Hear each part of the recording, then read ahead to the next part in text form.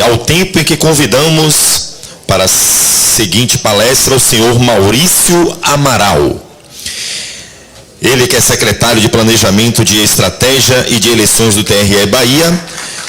Ele vai tratar sobre os aspectos gerais da organização das eleições e votação eletrônica. Eu posso estar aqui. Obrigado. Bom dia a todos. Sempre difícil assumir um lugar após a fala do Dr. Cláudio Guzmão. Tentar não fazer feio aqui, né? Já fiquei feliz que não levantou aqui a metade do auditório para sair. Até pelo horário, tem gente se queixando de fome, né? Já tinha gente falando ali de fome, né?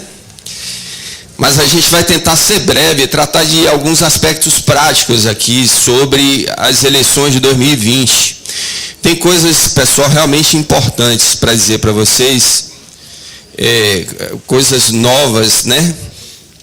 Que vão acontecer agora na eleição de 2020 e que será muito importante a participação das comunidades, né?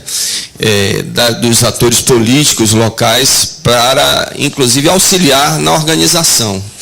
Nós estamos encerrando aqui, encerramos no mês de fevereiro a biometria de todo o estado da Bahia.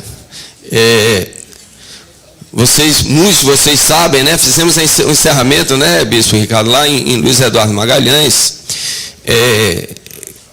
desses 281 municípios que foram a última etapa da biometria na Bahia. Começamos em maio de 2019, terminamos em fevereiro de 2020. Portanto, já temos na Bahia a condição de fazer em 2020 uma eleição 100% biometrizada, né? A biometria, ao contrário do que se imaginava no início, lá quando se fazia propaganda da biometria, e até se imaginava que seria, houve um erro em relação ao que se verificou na prática. A biometria não torna a votação mais rápida, ela torna a votação mais segura, mas ela torna a votação também um pouco mais lenta.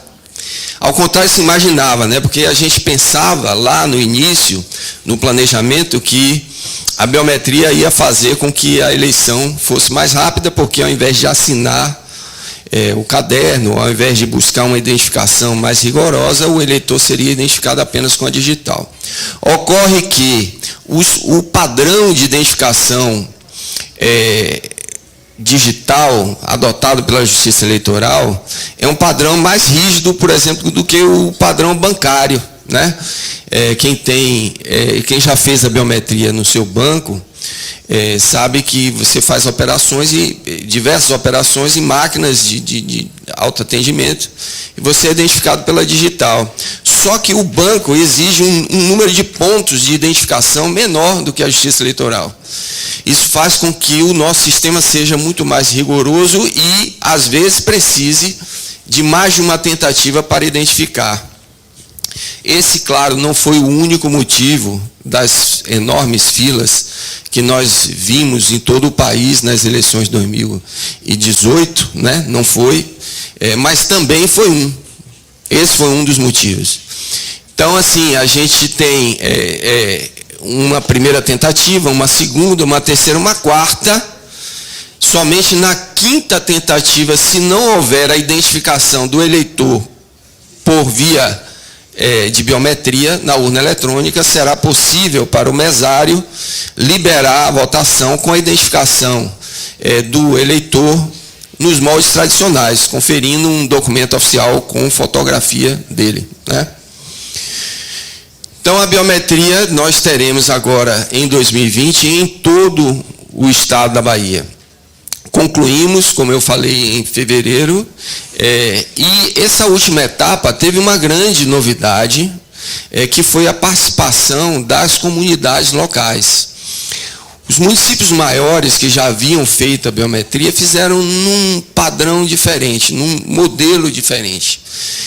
Essas últimas 108 zonas eleitorais, 281 municípios, fizeram já com com uma outra filosofia, né? Então, dentro desse aspecto, o Tribunal Regional Eleitoral promoveu 23 audiências públicas. O doutor Cláudio Guzmão presidiu diversas delas, né? No interior, conclamando os atores locais, né? Os atores políticos e as lideranças comunitárias a que ajudassem a Justiça Eleitoral a fazer a biometria, né?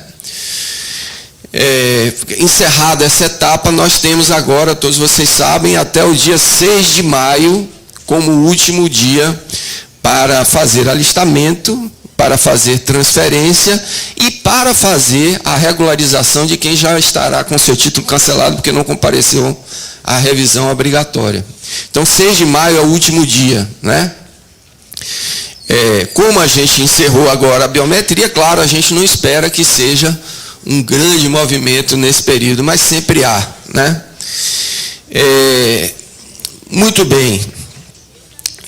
Eu estou começando a falar sobre isso porque também no aspecto da eleição haverá um detalhe que vou dizer daqui a pouquinho, que vai precisar muito do auxílio também de vocês. Então, por exemplo, agora na biometria, era dito para os políticos, as lideranças partidárias, comunitárias, a todos que compareciam às audiências públicas, dizendo assim, olha, você não pode levar o seu eleitor para votar, mas você pode agora levar ele para fazer a biometria. Pode não, deve. Dr. Cláudio Guzmão, o presidente do tribunal, desembargador Jataí Júnior, e outros membros que presidiram as audiências públicas disseram isso à exaustão. Podem levar. Não é crime eleitoral, não há problema, porque nós não estamos no período eleitoral, né? Então não havia nenhum inconveniente em que as pessoas auxiliassem a justiça. Qualquer pessoa, não precisava ser um político, podia ser o padre, podia ser o carteiro, o agente comunitário, né?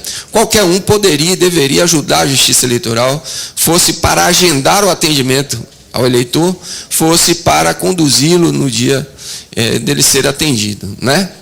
Então foi um trabalho conjunto, um trabalho que se encerrou em 18 de fevereiro com números realmente muito expressivos, né? Apenas 9 municípios ficaram com menos de 80% do seu eleitorado biometrizado. Apenas 9 de 281. Né? Então, foi um resultado extraordinário. Muito bem, então esse é o primeiro aspecto aí que a gente vai ter diferente dessa eleição, que é uma eleição 100% com biometria. Temos a vantagem, em contrapartida, eu disse que a biometria torna a votação mais lenta, mas em contrapartida, nós temos a vantagem de ser uma eleição municipal que só tem 2 votos, né? E isso também é determinante, porque esse é um outro fator de aglomeração das filas, né? De pessoas e formação de filas, etc. Então, o fato de ser só 2 votos facilita muito o fluxo de votação no dia da eleição. Tá? Outro aspecto que eu quero chamar a atenção, que é mais ou menos uma novidade para essa eleição 2020, é que o TSE reconheceu agora, na resolução de atos gerais, né, que antigamente chamavam atos preparatórios, agora são atos gerais, que tratam também das eleições, reconheceu a figura não só do mesário, mas do auxiliar de logística, né? O apoio logístico. A gente já fazia isso aqui na Bahia, a gente convocava pessoas, claro, não dá para fazer eleição somente com os mesários. Então há um contingente, uma força de trabalho, né? Diretoras de prédios, que a gente sempre trata como coordenador de local de votação. Continuamos a fazer, né? Então, cada local de votação no estado da Bahia tem uma pessoa que nós chamamos de coordenador. É aquela pessoa que é a ponte entre eventuais problemas que aconteçam nas sessões eleitorais e o cartório eleitoral. e o juiz eleitoral, para reportar qualquer problema. Normalmente é o diretor da escola, onde é a escola, ou quando são locais muito grandes, a gente tem até mais de um coordenador. E a resolução do TSE agora disciplinou isso, né? Como é que a gente pode convocar, a quantidade de pessoas, etc. O interessante é que o TSE incorporou uma experiência que começou lá em Sergipe e que teve também, salvo engano, no TRE de São Paulo, que é a figura do coordenador de acessibilidade, né? Uma pessoa, pode ser o próprio coordenador da escola, ou onde há vários, você designa um, que fica como coordenador de acessibilidade para auxiliar as pessoas com mobilidade reduzida ou com dificuldade de locomoção, né? Para ter acesso à sua sessão eleitoral, né? Então, essas pessoas deverão ser identificadas com uma camisa própria, o tribunal já está providenciando, né, para ser facilmente identificada como coordenador que vai auxiliar nesses problemas, nesses trabalhos, inclusive o de locomoção. Aí agora vem uma grande novidade, tá, dessa eleição, que é o seguinte: o Tribunal Superior Eleitoral entende que é necessário, né, e todos os tribunais estavam reunidos lá na semana passada, todos os presidentes de TRS, né, com a sua assessoria, e reunidos com a ministra Rosa Weber, e entenderam que é necessário a gente fazer a eleição organizando as sessões de uma maneira mais racional, tá? Porque o que acontece? Nós temos locais de votação pela dinâmica de alistamento, transferência e revisão, porque quando alguém vai fazer um título pela primeira vez ou vai transferir para qualquer município, o eleitor escolhe o local, né? Ele diz o bairro que mora, o atendente informa onde ele tem vaga, e aí ele direciona o local, mas não direciona a sessão, né? A sessão é escolhida automaticamente pelo sistema. Isso faz com que a gente tenha, eu acho que vocês já devem ter visto lá em alguns municípios, né, um fenômeno aqui em Salvador muito frequente, de que a gente tem algumas sessões com a fila enorme e a sessão do lado sem ninguém, né? Já viram isso? Não é estranho para ninguém, né? Então, nós vamos fazer agora, para essa eleição, o que o TSE está chamando de uma equalização de mesas receptoras de votos. Nós vamos equalizar. Vamos tirar alguns eleitores de algumas sessões para colocar em outra, sendo dentro do mesmo local. Atenção, a gente não pode pegar um eleitor de um local e jogar para o outro, sem que seja um pedido do próprio eleitor. Não é isso. Nós estamos falando de equalização dentro do mesmo local de votação. Então, tem um local com 6 sessões, imaginem vocês. Uma tem 300, outra tem 400, outra tem 500, enfim. 500 é difícil, né? Mas uma tem 200, outra 300, outra... A gente já faz normalmente a agregação de sessões, né? Então, uma sessão que tem 200, com outra sessão que tem 200, a gente agrega, vira uma sessão de 400. Isso aí não é novidade, todo mundo já sabe, isso é mais velho que andar para frente. Agora, o que agora vamos fazer é pegar, vamos dizer, que a gente tenha 3 sessões com 400, notem bem esse exemplo. Temos 4 sessões num local. 3 sessões com 400 eleitores e uma sessão com 300. Eu não poderia fazer uma agregação dessas sessões, porque eu ia ter que ficar com uma sessão com 700 eleitores, no mínimo, que é uma coisa fora do razoável. Então, normalmente não se faz. Nós vamos equalizar, por exemplo, pegando essa sessão de 300, fazendo ela sumir e colocar 100 eleitores em cada uma das outras 3 sessões. Certo? Entenderam a ideia? Ficou claro isso? O problema é que a gente sabe é que isso pode gerar algum tumulto no dia da eleição para o eleitor. Que a gente sabe também que o eleitor ele já procura a sessão dele na sala que ele vota, né? Ele já vai diretozinho lá. O que nós vamos tentar fazer, o que nós faremos efetivamente é dizer assim, olha, essa sessão com 300 eleitores, ela sumiu.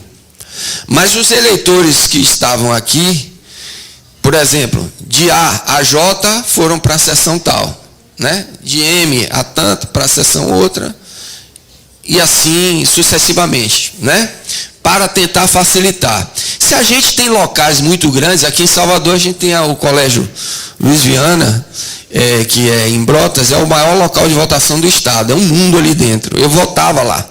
Então eu sei, lá a gente realmente se perde. Então imaginando um cenário como esse, para exagerar, para vocês entenderem, nos locais onde tem 5, 6, 7, 8, 10 locais de votação, sessões, a gente pode ter uma dificuldade aí grande, um certo tumulto.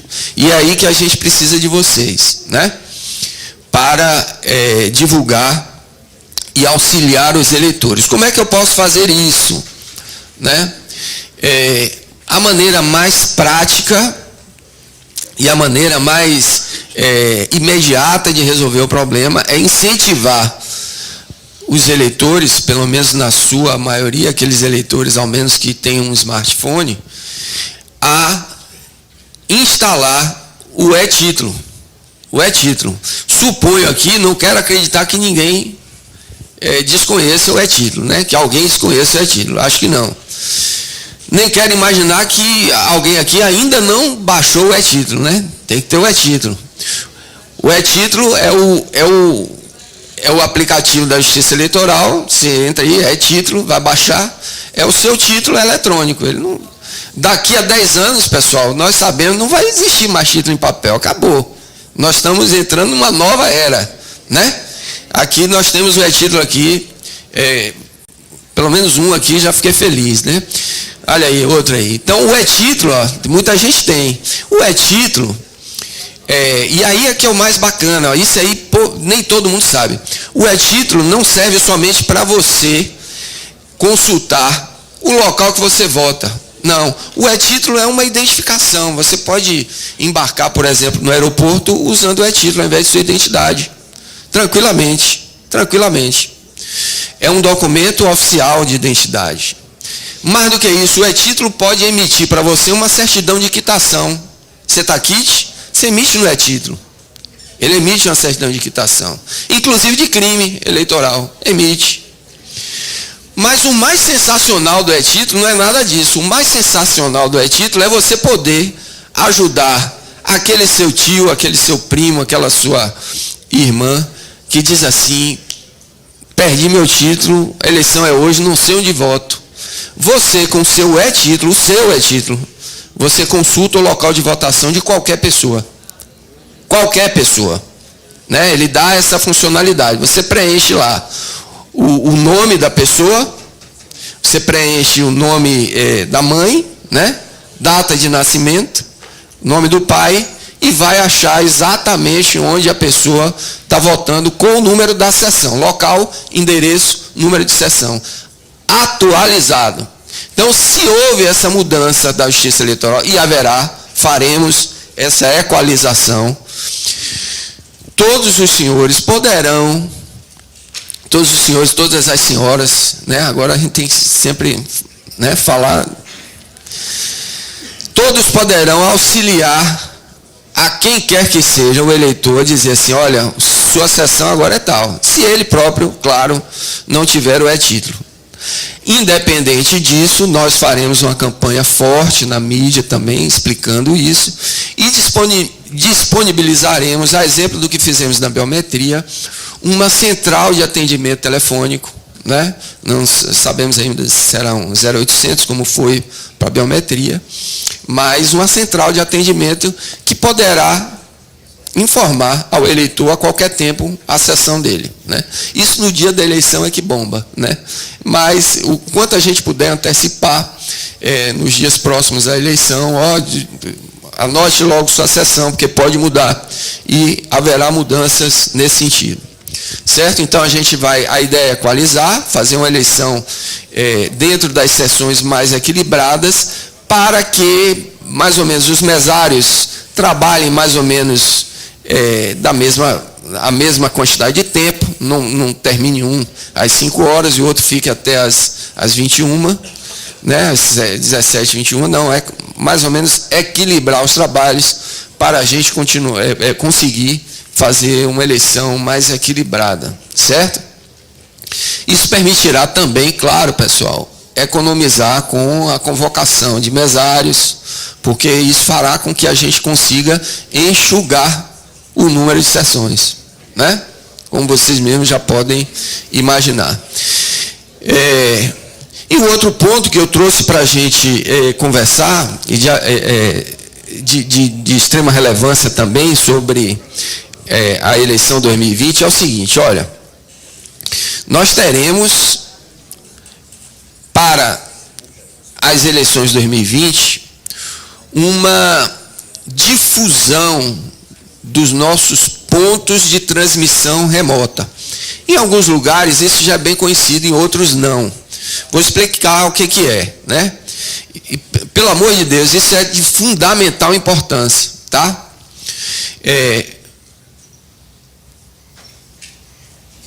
Com o advento da urna eletrônica, foi usada pela primeira vez lá em 1996, não sei se vocês conseguem perceber, notem bem, a apuração da sessão mudou completamente a sua característica, né? Eu diria até que mudou o seu conceito, né? Porque o que é apurar uma sessão? Vocês sabem disso mais do que eu, né? Mas eu queria que alguém me definisse aí. O que é apurar uma sessão? De preferência alguém que sabe disso há mais tempo, de uma era pré-urna eletrônica. Quem viveu eleição manual, o que é apurar uma sessão? O escrutínio. Contar voto, né? É simples, né? Apurar uma sessão é contar os votos e definir quantos votos cada um dos candidatos ou cada um dos partidos de legenda recebeu. Isso antes da urna eletrônica era feito pela junta eleitoral, através dos seus escrutinadores. Correto? Não era isso? Trazia a urna, jogava lá, contavam, definia, fazia aquele mapão famoso e estava apurada a sessão. Com a urna eletrônica, onde é que se dá a apuração? Qual o computador? Quem é que apura uma urna eletrônica? A própria urna. Quem apura a sessão, olha, quando o mesário hoje, o presidente da mesa, após o voto do último eleitor, ele digita um código de encerramento na urna, é impresso o boletim. Não, gente, zerésima é no início. Zerésima é antes de começar. No final é impresso o BU, boletim de urna, com a apuração da sessão. Está apurada, né? Porque o boletim de urna já diz quantos votos cada um teve. Já diz quantos votos foram para o partido, quantos foram brancos, quantos foram nulos e quantos foram para cada um. Está apurada a sessão, né? Então, muito bem, esse boletim de urna, vocês sabem, eles serão impressos em 5 vias obrigatórias, mais 5 vias para distribuir para os fiscais presentes, né? Tem candidato ou tem partidos tão organizados que totalizam antes da Justiça Eleitoral, vocês sabem disso também, né? E a Justiça Eleitoral acha isso ótimo. A Justiça Eleitoral incentiva que se faça isso, porque isso é uma prova de transparência. Então, incentiva tanto que a Justiça Eleitoral passou a colocar nos boletins de urna, a urna já imprime com QR Code, né? Um QR Code que, se você ler, você já tem o resultado da sessão ali. Então, você transmitiu aquele QR Code, digamos, para uma central do partido do candidato, né? Quando recebe todos, o cara totaliza, né? Muitas vezes antes de nós, né? Então, com isso eu quero dizer o seguinte, ó, até um conceito, assim, em 2016, a gente ouviu, nós da Justiça Eleitoral ouvimos algumas críticas, porque vocês se lembram que a totalização que estava sendo feita lá no TSE, presidida pelo ministro Dias Toffoli, ela só foi aberta a partir das 8 da noite, né? E naquele momento a gente tinha uma disputa entre os candidatos, né? Era Dilma Rousseff e Aécio Neves, não é isso? E quando abriram as urnas, ou abriu a totalidade, deram a primeira parcial nacional, né? A Dilma tinha acabado de passar o Aécio. Então, a gente ouviu assim, algumas críticas dizendo assim, que o TSE estava fazendo uma totalização secreta, uma apuração secreta, né? Que é uma tremenda ignorância. Pelo amor de Deus, ninguém vai repetir isso, porque quem apura não é o TSE. As urnas são apuradas no encerramento do seu funcionamento pelo mesário, né? Cada urna é apurada e o resultado é entregue aos fiscais no momento em que apurou. Totalizar, pessoal, é apenas somar esses resultados. Apenas isso. E, claro, fazer o cálculo aí do quociente para a eleição proporcional, né? Nada mais do que isso. Coisa que um sisteminha particular faz do mesmo jeito que o TSE. O único problema ali era que o TSE estava seguindo um mandamento da lei, que diz que você não poderia divulgar resultado enquanto estivesse havendo votação, né, em algum dos estados. E por um problema de fuso horário, é aquele horário mesmo de 20 horas, não tem como divulgar antes, né? Então, a questão é essa, né? Partindo desse princípio, né, de que as urnas são apuradas, e digo mais, ó, os boletins de urna, se por acaso alguém não pegou, ou depois quiser somar, eles ficam na internet, eles ficam no site do TSE, quem quiser, quem tiver aí a paciência e quiser se dar um trabalho, dizer, não estou fazendo nada, vou somar todos os votos que estão no boletim de urna, do Brasil inteiro, de Dilma e de Aécio, estava lá, né, durante um período de tempo, fica lá disponível para quem se interessar verificar, né? Fica na internet.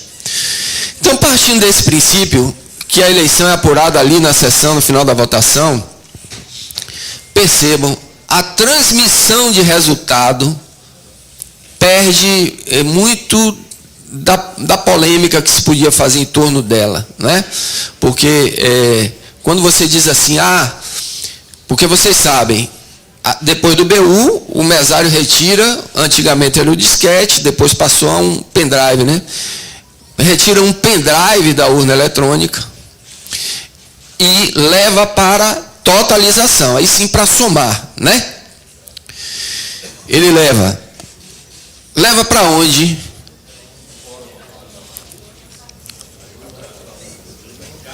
Não necessariamente para o cartório. É aí onde chegaremos. Então, entenda, por exemplo, em Salvador, a gente transmite da própria escola.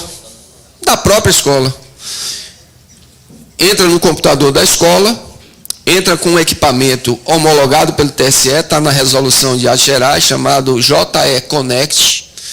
É um equipamentozinho que permite que a gente crie uma espécie de intranet dentro da internet, a gente faz um canal de transmissão privado e dali a gente faz a leitura daquele pendrive, com o resultado mandando para a Justiça Eleitoral, o TRE, o cartório eleitoral, o TRE, TSE, certo? No interior, isso não é tão usado, mas agora vai ser. Agora vai ser. Então, assim, a gente quer... Por que a gente quer fazer isso? Porque a gente quer chegar perto de vocês que fazem apuração em tempo recorde. A gente quer acelerar a nossa apuração, né? Por que isso? Porque quanto mais rápido a gente entrega o resultado... O que é que a sociedade espera da Justiça Eleitoral? O resultado oficial da eleição, não é isso? Então, quanto mais rápido a gente puder fazer isso, melhor serviço nós estaremos prestando. Não é verdade? Então, nós vamos fazer isso e disseminar pontos de transmissão remota nos municípios. Aí você diz assim, poxa, ainda tem gente que pode pensar assim, mas Maurício, olha, quem é que vai fazer essa transmissão? É alguém isento? Sim, é alguém isento.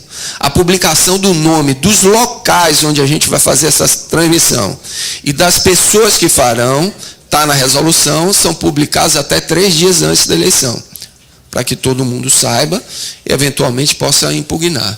Mas o que eu quero dizer é que isso perde completamente a relevância.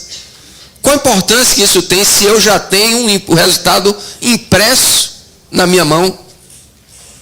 Se houver mudança de um voto e nunca houve, eu vou saber, porque o resultado é o meu, está impresso, está comigo, eu tenho um documento, né? Então, assim, a transmissão, desse ponto de vista, perde, assim, digamos, os cuidados com a transmissão, eu digo do ponto de vista da fiscalização, tá? Não estou dizendo do ponto de vista da Justiça Eleitoral, porque a gente faz isso com todo o cuidado do mundo. Mas do ponto de vista da fiscalização, perde muito a importância, né? Para que vocês tenham ideia, o TRE de Santa Catarina, alguns anos atrás, fez uma eleição suplementar e testou um sistema. Ele instalou um aplicativo, entregou um aparelho celular para cada presidente de sessão. E aí, quando terminou, que ele entregou o boletim de urna, aí ele pegou o pendrive, conectou num adaptador que o mesário recebeu, plugou no celular e transmitiu dali. Totalização quase instantânea, né? Para vocês verem assim para onde nós estamos caminhando em termos de velocidade e rapidez. Então a Bahia, que ao longo dos anos sempre disputa com o Amazonas o último lugar para terminar a totalização, nós queremos melhorar nosso desempenho, né?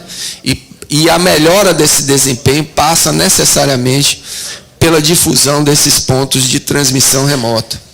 Os nossos colegas dos cartórios eleitorais, eles apresentam sempre uma certa resistência em relação a esses pontos de transmissão remota. O primeiro é porque eles acham que, eu digo os que nunca usaram, os que usaram, adoraram e querem expandir. Os que nunca usaram, eles acham que isso pode dar mais trabalho. Em primeiro lugar, alguns acham que pode dar mais trabalho e aí não querem usar. E o segundo motivo é medo dos senhores. Eles morrem de medo de vocês. Então, dizem assim, se eu fizer isso aqui, vai me causar um transtorno, porque vão brigar e vão criar confusão, vão criar caso, vão dizer que estavam esperando lá na junta e não chegou. Como é que chegou esse resultado? Como é que chegou esse resultado? Como assim chegou o resultado? Né? Mas é por isso. É um procedimento já regulamentado pelo TSE, aceito pelo TSE, amplamente difundido em todo o país, né?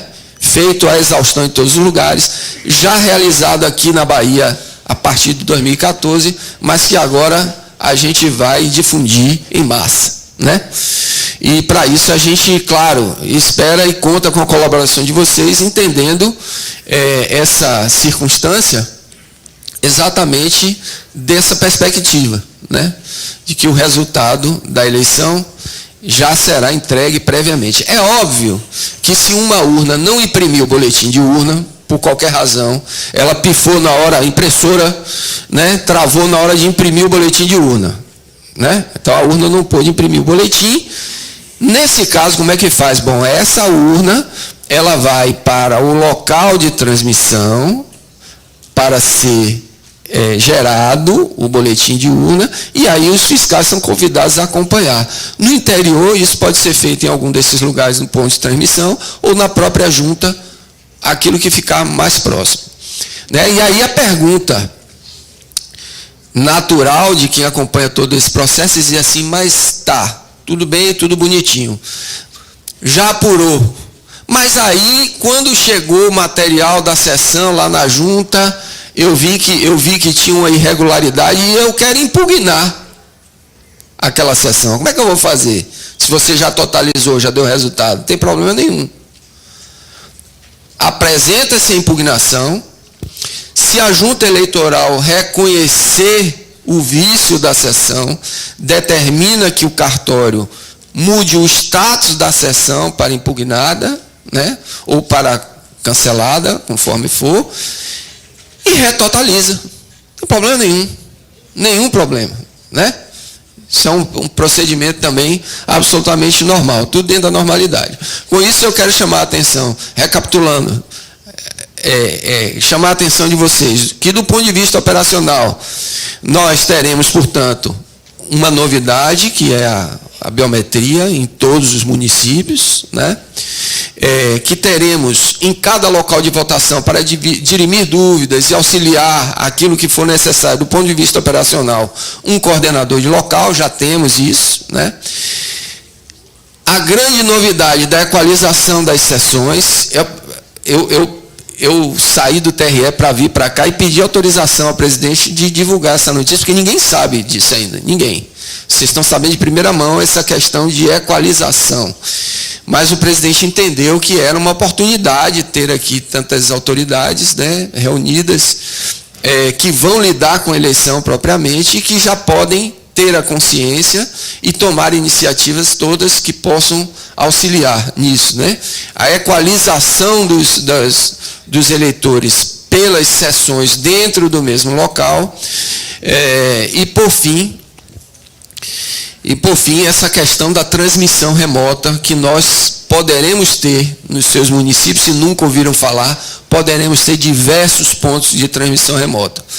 Né? Nós estamos fazendo um estudo e estamos incentivando os colegas a expandir isso de uma forma realmente que permita a gente acelerar o trabalho de apuração e totalização e divulgação do resultado. Tá bom? Eu não vou me alongar, porque sei que nessa hora é quando o pessoal já começa a levantar para almoçar, mas estou às ordens para ainda, digamos, responder qualquer dúvida que se tenha do ponto de vista da organização das eleições, do ponto de vista operacional.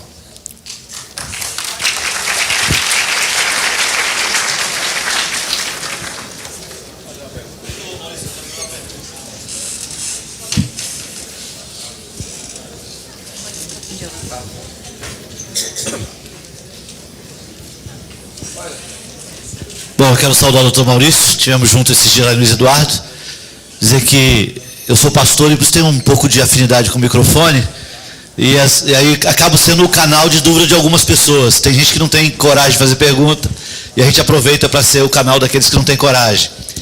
Duas questões eu quero colocar para o senhor.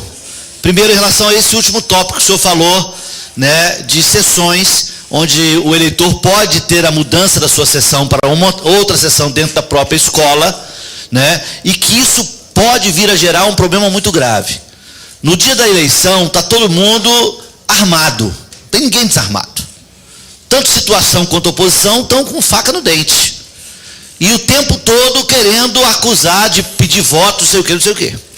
E o que mais nós vemos nas escolas, eu vou falar de escolas porque a maioria das sessões são em escolas, funcionam em prédios públicos escolares, é o cara sendo acusado de estar pedindo voto para alguém quando ele está orientando a sessão que o cara deve votar. Então isso é um inferno, como usou aqui o termo da colega, embora o inferno seja muito pior do que isso. Né? Isso é realmente muito difícil. Então eu penso que o TRE vai precisar fazer uma campanha de conscientização que o eleitor tem que estar preparado para chegar na escola onde ele vota e ter a possibilidade de estar com a sua sessão alterada para uma outra do lado, por essa questão desse redimensionamento que o senhor falou. Essa é uma questão, é uma sugestão sobre uma campanha que pode ser feita, e eu tenho certeza que todos os municípios vão abraçá-las, e abraçar agora essa campanha, porque todo mundo tem interesse que a eleição seja mais tranquila possível, embora nunca seja tranquila realmente, ela tem um nível de tranquilidade que ela pode ser alcançada. A segunda questão, o senhor me disse que os presidentes de todos os TRS se reuniram com a ministra Rosa Weber em Brasília para tratar da eleição como um todo. E esses dias me surgiu uma dúvida, que é com a mudança da legislação, aonde hoje um candidato a vereador, aí nós vamos só para eleição proporcional, precisa ter no mínimo 10% do coeficiente eleitoral para se eleger. Se ele não alcançar 10%, ele já está fora do páreo. A pergunta que eu faço é a seguinte: e se acontecer porque pode acontecer, de um partido eleger 10 candidatos a vereador numa eleição, pode acontecer, porque não existe mais coligação proporcional, então pode acontecer de um partido muito forte no município, de 17 candidatos, eleger 10. E os outros, não alcançando o coeficiente eleitoral, não tem chance nenhuma. Digamos que isso é uma coisa possível, tá? Alguém vai dizer, isso é impensável. Não é, eu já fiz conta. Digamos que um partido alcance 8 candidatos e um outro alcance 3 candidatos, e o restante não alcance o coeficiente eleitoral, e nós só tenhamos 14 vereadores eleitos no município com 17 vagas. Isso é possível. Como é que vai se determinar esses outros 3? O TSE está pensando numa outra eleição para compor a Câmara de Vereadores? Porque não tem coeficiente eleitoral alcançado, está fora do jogo, e não tem os 10% mínimo exigido hoje sobre o coeficiente. Não tem ninguém que alcançou, só tem 14, e são 17 vagas. Já se pensou sobre isso? Bom, sobre a primeira questão, Bispo Ricardo, você tem toda a razão. Nós estamos conscientes, isso foi dito na reunião, e já aqui hoje, antes de vir para cá, também conversava com o nosso assessor de comunicação sobre a importância de uma divulgação muito pesada a respeito dessa equalização de eleitores dentro dos locais de votação. Porque a gente sabe, a gente vai ter transtornos. Vai ter transtornos. Quero acreditar que não será um inferno, nem perto dele, né? Mas a gente vai ter transtorno, porque é o que eu disse, o eleitor ele já procura a salinha dele, né? E mexer nisso é sempre delicado. Mas é é imperioso se faça isso agora. Em algum momento a gente teria de fazer para equilibrar a votação. E será nessa eleição, porque pior seria fazer isso numa eleição geral. Porque a eleição geral, a gente sabe, ela tem 6 votos, 5 votos, né?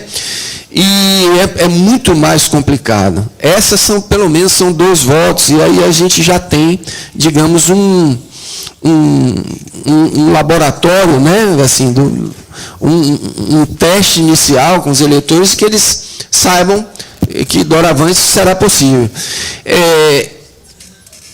Agora, o auxílio principal no local será feito, aí não pelos candidatos, é claro, né? Nem pelas suas equipes, será feito pelo cartório eleitoral. Eu acho que o esclarecimento que pode ser feito pelos candidatos e delegados de partido, e fiscais, etc., tem que ser prévio.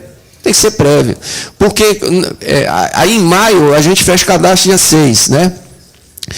E a gente tem um prazo para fazer o TTE, que é a transferência temporária de eleitor. Essa é uma outra novidade também bem bacana que o TSE introduziu para essa eleição. É permitir, por exemplo, o policial, ou, digamos, o coordenador de local de votação, ou o próprio mesário, que muitas vezes vai trabalhar num local diferente daquele seu de votação, né? Porque às vezes a gente tem locais de votação, sessões em que a gente não consegue assim um eleitorado com escolaridade para formar uma mesa receptora de votos. Então a gente desloca de outro local, manda para lá, né? E aí isso é um transtorno no dia, porque ou o camarada sacrifica seu voto, que não pode votar, ou você tem que providenciar um carro para trazer ele para votar e tal. Não, o TSE permitiu que agora esse daí a gente possa transferir temporariamente de sessão. Então está lá também na resolução de atos gerais, então o policial que vai trabalhar, o servidor da justiça eleitoral, o mesário, ele pode fazer uma transferência para uma outra sessão, dentro do mesmo município, em outro local. É mais abrangente, né?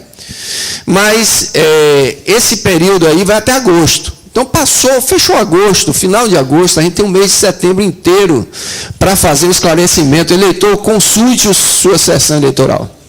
Consulte e anote, né? A sua sessão eleitoral pode ter mudado, né? Aí é que eu acho que é um papel, pode ser amplo e geral. Quanto à sua segunda questão, por que você deixou o doutor Cláudio sair, rapaz? Era para jogar isso para ele. Né, o que fazer? Eu acredito que, como você disse, não é uma situação impossível, embora seja uma situação de uma certa raridade de acontecer. Isso não foi tratado lá, o que foi tratado na reunião da ministra com os presidentes do tribunal foram questões operacionais, como essa da equalização, por exemplo, questões operacionais, e não questões propriamente jurídicas. Eu não sei a solução que o TSE vai dar, mas, assim, olhando num primeiro momento, a gente sente um cheiro de eleição suplementar mesmo, né? Mas não sei se o TSE pode arrumar uma outra solução para esse caso, né? Acho que isso vai depender muito do número de incidência desses casos numa eleição, né? Se for alguma coisa desprezível, eu acho que caminha para uma suplementar, se não, uma regulamentação diferente.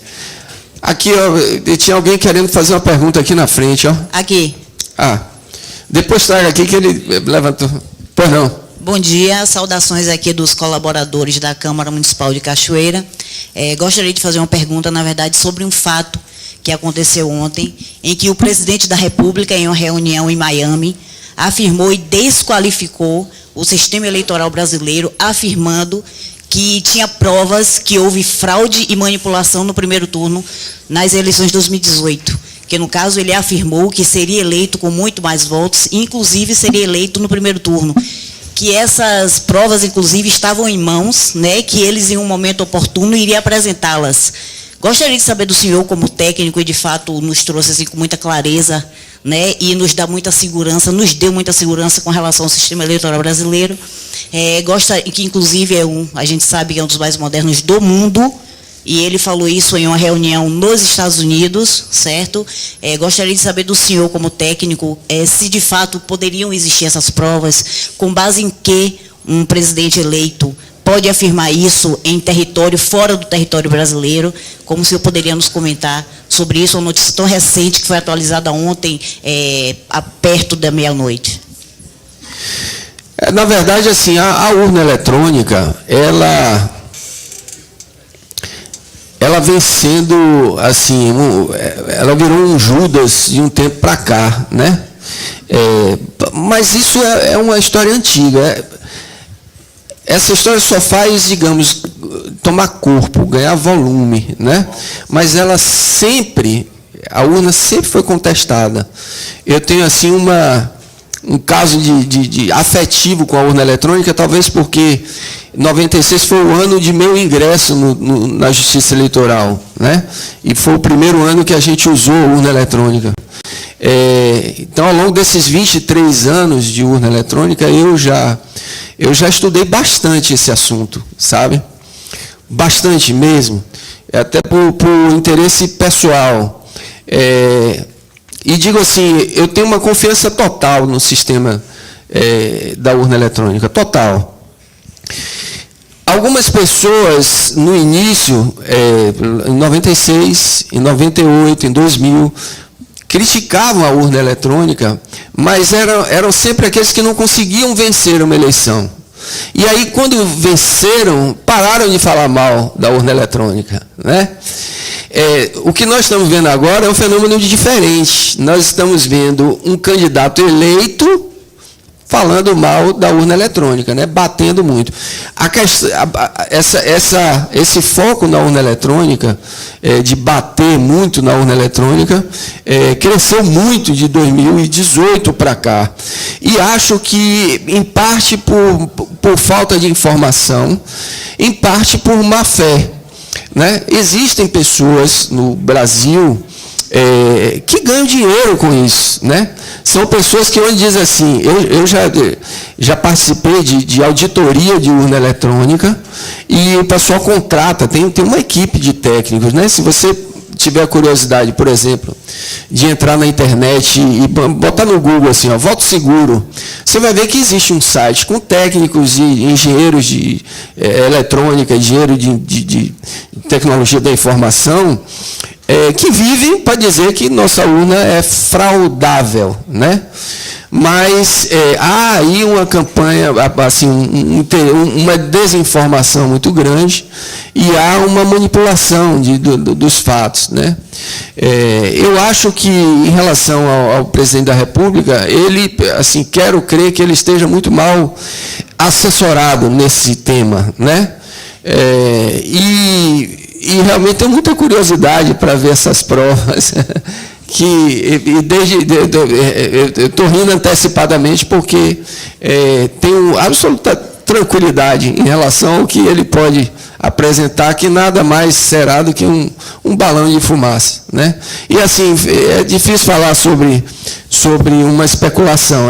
Era importante primeiro ver quais são as supostas provas, para, a partir daí, refutá-las uma a uma, né? Com muita tranquilidade. A Justiça Eleitoral tem muita tranquilidade em relação a isso. Eu sei que há, aí do ponto de vista até acadêmico, eu dou aula em pós-graduação, eventualmente, né? E quando trato do assunto da urna eletrônica, eu reconheço que há uma ou outra crítica que pode ser levada a sério, né?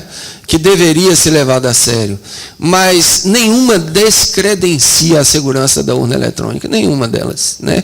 Eu não vou entrar em detalhes aqui do que a gente poderia tratar como um assunto, digamos, realmente relevante sobre a urna eletrônica, porque o tempo não nos permitiria. Esse é um assunto árduo e demorado, né?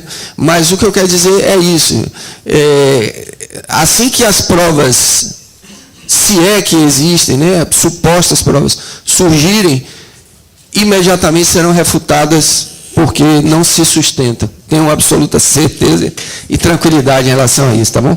Bom dia a todos, eu sou Beto, prefeito de Caculé. Uma das perguntas que eu iria fazer era essa, mas já está mais ou menos concluída. Vamos aguardar a resposta do presidente. Já que o senhor disse aí que as urnas são apuradas lá no local da votação, então a gente não sabe para onde vai. Não é? A gente não sabe para onde vai essas palavras dele, né? Mas vamos aguardar. A outra que eu queria dizer é o seguinte: nós estamos aqui num público basicamente formado de pessoas do interior do estado, cidades pequenas, médias e grandes. E o senhor falou do equilíbrio das urnas, nós políticos lá do município, nós sabemos quais são as urnas que ultrapassam o horário de votação, que vai até mais tarde um pouco. Isso vai partir de nós, agentes políticos e candidatos, ou o próprio cartório vai se tratar de cuidar disso lá no interior, sabendo que o senhor diz aqui que em Salvador tem notícias, tem fatos, né, de que a gente conhece isso, mas a maioria aqui é do interior do estado. Então a gente queria saber se isso lá na minha cidade, por exemplo, tem 2 urnas numa escola que vai até 7 da noite. Como nós fazemos uma apuração paralela e dependendo da quantidade de votação lá, a gente já sabe se a gente já ganhou ou não, né, porque nós fazemos isso através de um quartel com um telefone. Coisa que o senhor está colocando aí agora, que já em Florianópolis, em Santa Catarina, já fez com o uso de celular e aqui na Bahia vai entrar agora. Então, o celular é muito mais rápido, porque cada fiscal daquele ali é um agente que transfere para a gente a notícia de que na urna aconteceu tantos votos. Principalmente de prefeito. Vereador, a gente não faz isso rapidamente assim, porque fica lá. Mas eu gostaria de saber se isso vai partir do cartório lá ou nós teremos que oficializar isso para dizer, aquela urna lá precisa equilibrar ela porque está passando do horário e tal. Muito obrigado. Não, isso vai ser feito aqui no próprio TRE. de comum acordo com o cartório, porque esse é um fato numérico e estatístico. Então, se a gente percebe que num local de votação há um desequilíbrio entre eleitores dentro das sessões existentes, a gente já vai propor equalização. Entende? É um tratamento igualitário e matemático, né? É claro, a gente tem a consciência de que determinadas localidades, como zona rural, por exemplo, né, o tempo de votação é maior do que o da sede. A gente sabe disso. E isso vai ser levado em consideração. Mas será feito entre TRE e cartórios eleitorais. Certo? Bom dia, doutor Maurício. Bom dia a todos os presentes. Doutor, aqui. Ficar de pé. Tá bem. Sou Léo de Deja, presidente da Câmara de Vereadores do Candeal. Estou aqui com alguns conterrâneos. E pergunto ao senhor que, após a implantação das urnas eletrônicas nas eleições, não sei, mas acredito que em várias cidades aconteceram esses comentários, de o eleitor digitar o número do candidato, né, confirmar e não aparecer a foto do candidato. A gente tem ouvido muito falar, em Candeal, na nossa cidade, alguns eleitores votarem e dizer que não apareceu a foto do candidato na urna. É possível? Obrigado. Eu queria lhe agradecer. A urna eletrônica, ela sempre desperta aí essas questões, né? O próximo encontro, se vocês estiverem aqui, eu prometo, eu me disponho, até vou conversar com o pessoal da Escola Judiciária, a falar só de urna. Tem muita coisa bacana para falar. Sobre essa, são várias questões, né? Uma delas é essa, de que a foto não apareceu. Outra é de que você digitou um número e apareceu a foto de outra pessoa, né? Mas o que a gente vê na prática é que isso não acontece. O que pode acontecer de não aparecer a foto? A única hipótese de não aparecer, tem duas possibilidades. Uma é o candidato não entregar a foto. Antes podia isso, né? Agora ele está obrigado a entregar. Havia um tempo aí que ele não estava obrigado. Então, se ele não entregasse a foto, ia estar em branco, né? Mas não acontece. Na prática, todo mundo termina levando a fotozinha, né? Ou se é uma questão, porque a urna eletrônica ela tem uma angulação da sua tela, né? E ela tem uma regulação de contraste. Como uma televisão antiga que a gente fazia, colocar mais clara, mais escuro, TV preta e branca, né? Então, a depender da posição que você esteja em relação à tela, a foto pode ficar um pouco mais esmaecida ou um pouco mais nítida, né? Ou então, as urnas mais antigas, agora já não acontece. Ou então as urnas mais antigas, elas demoravam um pouco para carregar a foto, coisa de 3 segundos. Então, se um cidadão digitasse o número e apertasse o confirma, poderia acontecer dele fazer isso rapidamente antes de carregar a foto. São só as únicas possibilidades de acontecer.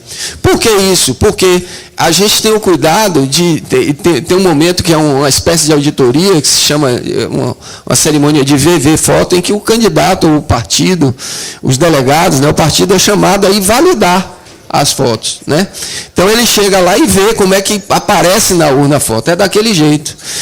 E a carga que é dada em uma urna é a mesma que é dada para todas as urnas.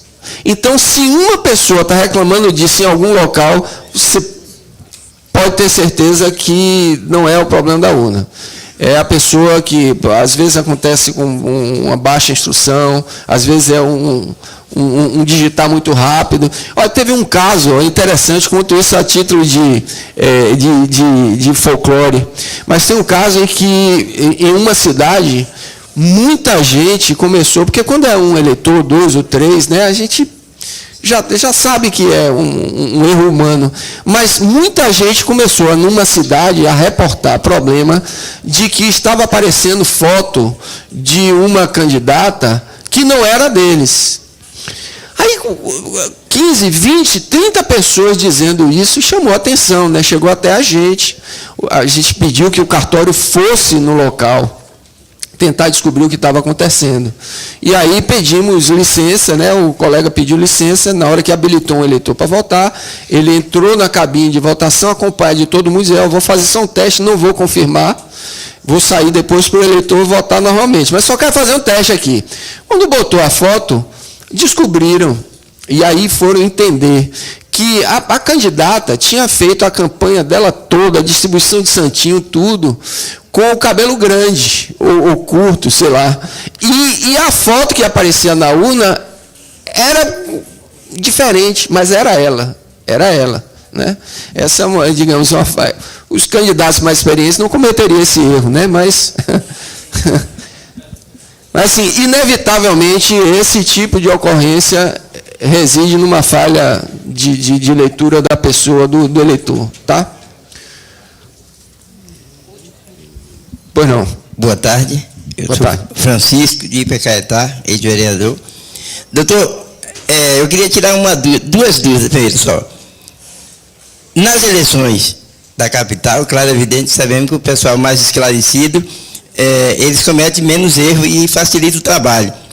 No interior, o pessoal pouco esclarecido, levado àquelas contas de votos que nós recebemos no interior, tem muito, não sei aqui na capital, mas no interior é o que ocorre, e aqueles candidatos apoderam da situação, e aí no dia da eleição é a maior luta, o maior trabalho.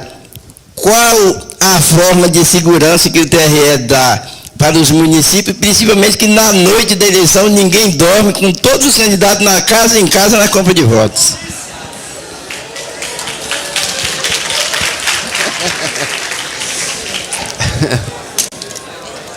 Como é seu nome? Seu nome? Cícero? Francisco? Francisco, você foi o mais aplaudido da manhã inteira, viu?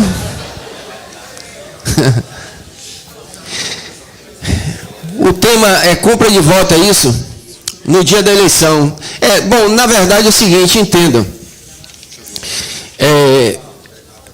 A eleição municipal, eu não preciso aqui falar o que é para vocês. Vocês sabem tanto quanto ou mais do que eu o que é uma eleição municipal. Eu já tive medo. Eu, trabalhando pela Justiça Eleitoral, há 20 anos atrás, né, 19 anos e meio, na eleição de 2000, eu tive medo de morrer. Eu me senti ameaçado lá. Eu sei o que é uma eleição municipal.